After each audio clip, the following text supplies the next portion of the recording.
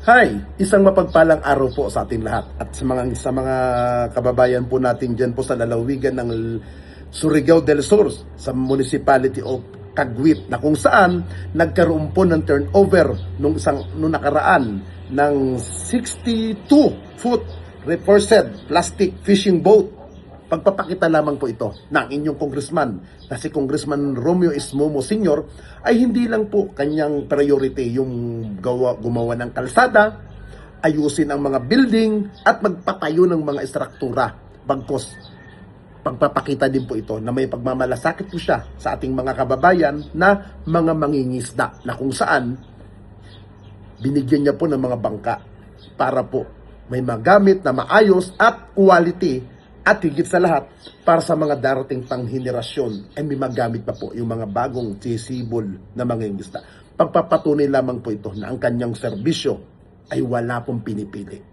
Basta't ikaw ay kailangan ng tulong, huwag kang mag-alala at makikinig sa iyo at tutugunan ka ni Congressman Romeo Ismomo. Pagpapakita po yan na totoo po ang kanyang pagmamalasakit para sa mga taga Surigao del Sur. Ang naganap na turnover ng 62-foot reinforced plastic fishing boat mula sa Bureau of Fisheries and Aquatic Resources BFAR para sa Caguit Peace Broker Association ay hindi lamang isang simpleng seremonya.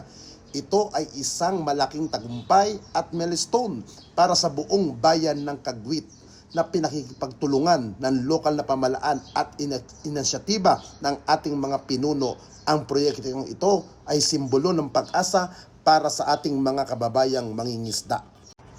Lubos ang ating pasasalamat sa mga naging instrumento upang makastuparan ang request na ito kina BFAR National Director Mr. Eliazar Salilig at BFAR Regional Director Ms. Omnia Ulama. Ang inyong suporta ay patunay na ang gobyerno ay nakikinig sa hinaing ng mga nasalaylayan. Gayon din ang presensya ni Kap Melanie Joy Mumo na tumatayo bilang kinatawan ni Congressman Romeo Ismomo Sr. ay nagpapakita ng malasakit at matibay na koneksyon ng ating mambabatas sa kanyang mga nasasakupan. Ang kahalagahan ng turnover na ito ay hindi matatawaran. Unang direktang maapektuhan nito ay ang mga productivity ng Caguit Fishing Broker Association sa pamamagitan ng mas malaki at mas matibay na sasakyan pandagat, mas lalong malayo ang mararating ng mga mangingisda at mas magiging ligtas ang mga kanilang paglaot. Pangalawa, malaki ang magiging impact nito sa kabuhayan, mas maraming huli, mas malaki kita at mas masiglang lokal na ekonomiya. Naway maging inspirasyon din ito sa iba pang coastal municipality sa pamamagitan ng tamang pakikipag-ugnayan. Ang pag-unlad ay abot kamay. Dito natin makikita ang tunay na tatak ng serbisyo ni Congressman Romeo Ismomo Sr. Bagamat kilala siya sa pagpapatayo ng mga dekalidad na kalsada at tulay, ang turnover na ito ay patunay na ang kanyang pagmamahal ay abot sa lahat ng sektor ng lipunan. Kabilang ang mga mangingisda, ipinapakita nito na ang kanyang pananaw sa pag-unlad ay eksklusibo. Walang naiiwan, maging ikaw man ay nasa gitna ng lungsod o nasa gitna ng dagat. Bilang konsolusyon, ang proyektong ito ay pagpapatibay na si Congressman Momo ay hindi lamang para sa mga proyektong semento at bakal.